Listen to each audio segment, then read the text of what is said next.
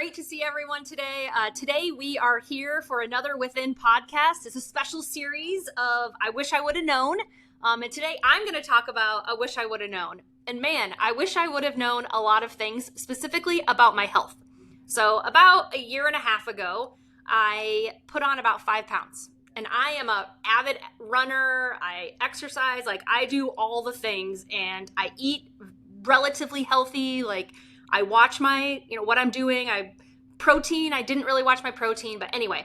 So I was looking for the opportunity to do anything and everything to figure out how I was going to get rid of these 5 pounds, because I've never had an issue losing weight. If I gained a couple pounds, I would just, run a couple more miles or whatever for a couple of weeks, and then it would be gone. This time, I could not figure out how to get the 5 pounds off. And I was doing everything. I was, tracking my food. I was getting more sleep, all these things, right? And I started saying to myself, are there things that I can get or buy that could help me figure out how to lose weight, right? And I wasn't doing GLP-1 or anything like that, but I started out with getting an Oura Ring. Voila! I track it every day. I look at it probably 100 times a day. We all have these Oura Rings.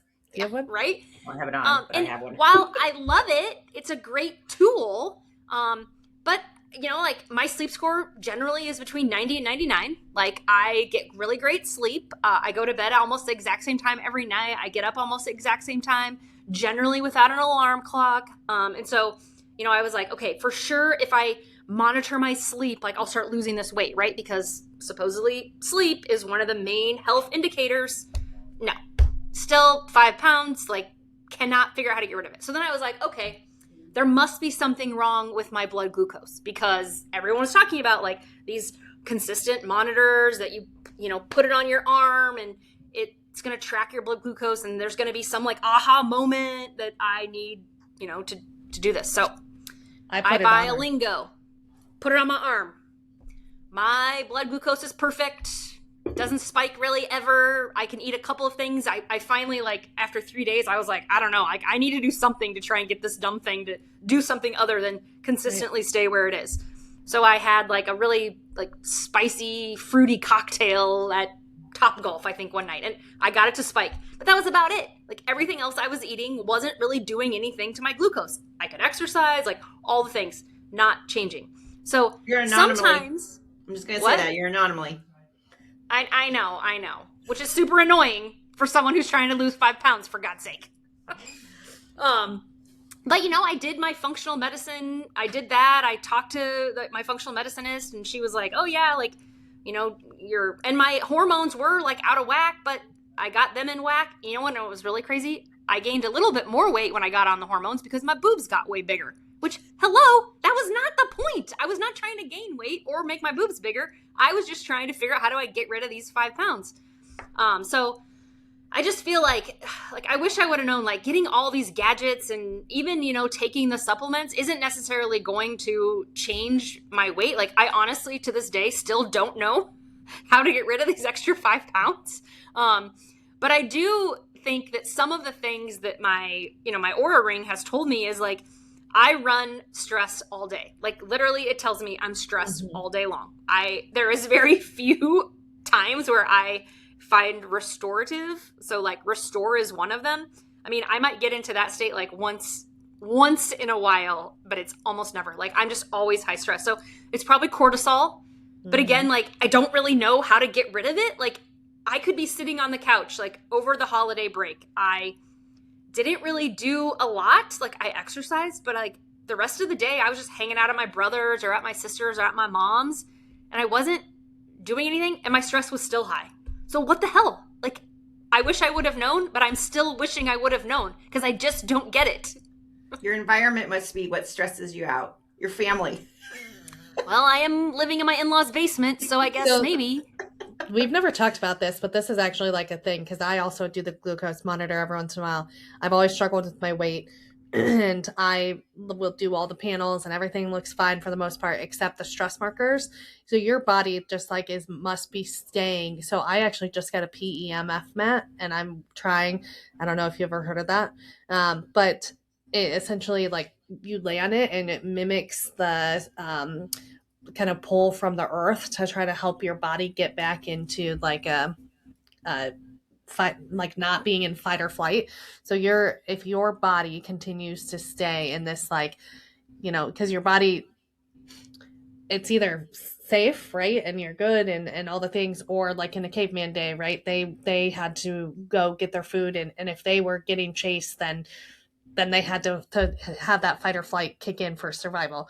So your body actually doesn't know if it's being chased by a bear or if it's just responding to an email, right? Like, so you have to work on getting that. And so this is like actively what, I can't believe we've never talked about this, what I'm trying to work on, because you can go, if you are constantly in that, like, am I being chased by a bear, or like just reading shitty emails all day, like your body doesn't know how to come down. And chronic stress like that, it literally, like, your body doesn't know how to detox it, for lack of a better word.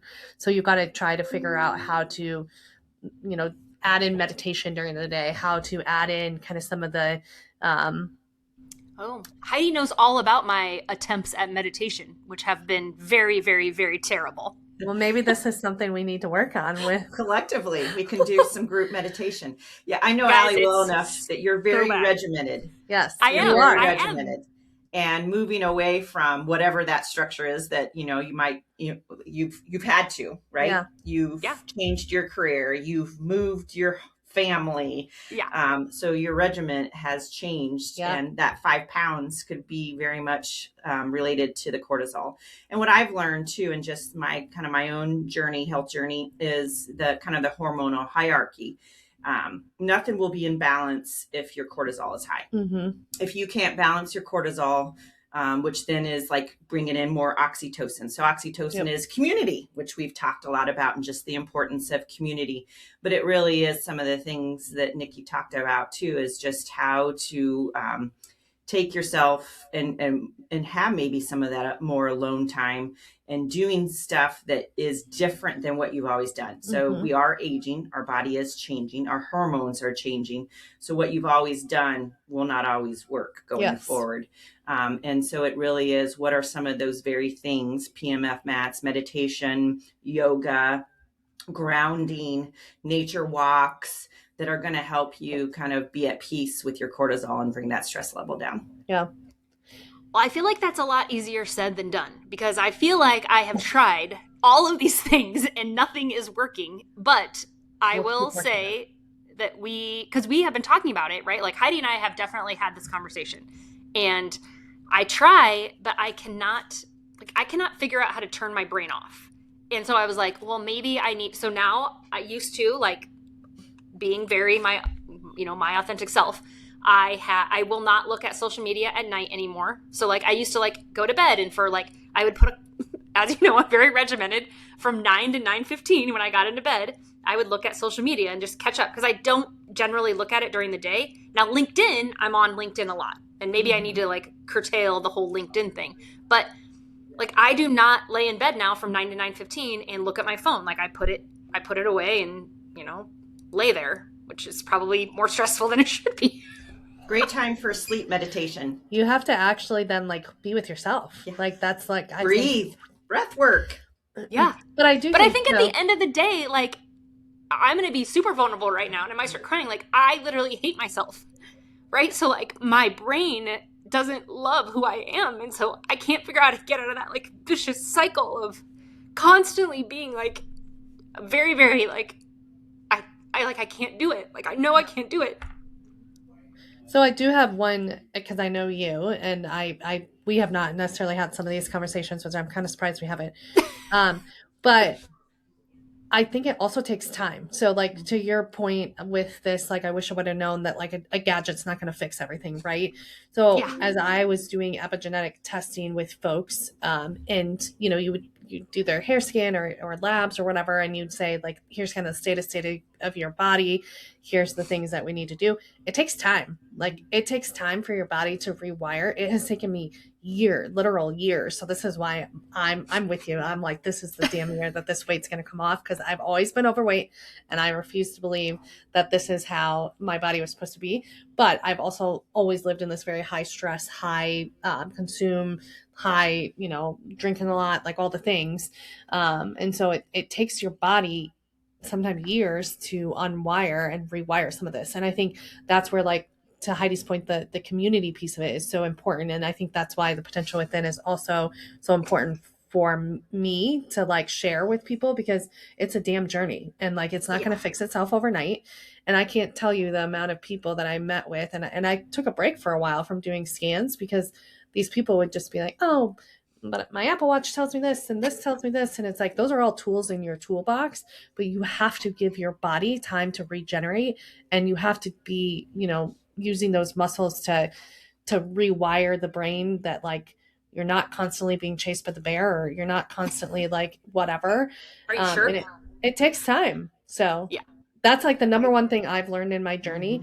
Supplements, like, you have people like get on supplements and they take it for a damn week and they're like, oh, I had somebody buy a peptide from me and they were mad that they only lost 5 pounds in a month. And I'm like, it has been 1 month, like 30 days. And you're upset, and you're upset about 5 pounds. Like, so I think just like give yourself some grace too, and just know that like there might be a culmination of things that is going to get you to where you need to be. But like, we're here, like the community's here to support you and do all the things, and just like give it some time. Let your body try to like give it a month or two, like instead of just trying to switch to the next thing right away. I don't think you always do that, but sometimes it just takes time for your body to. Well, and it might be easier said than done, but I think too, our society has gotten so caught up in all the gadgets. Yes. How can you let go of them? Yeah. Maybe, for 30 days, go gadget free and not measure stuff and not look at something every day, and just see what that could do. I think we could all be amazed at what that could do, and just taking a break from some of the very gadgets that we feel are supposed to be helping us. Yeah.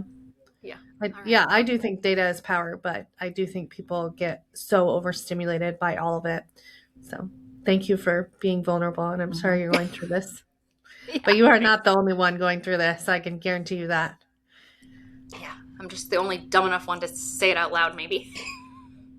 All right, well, I still don't know, but aren't you glad you're not alone?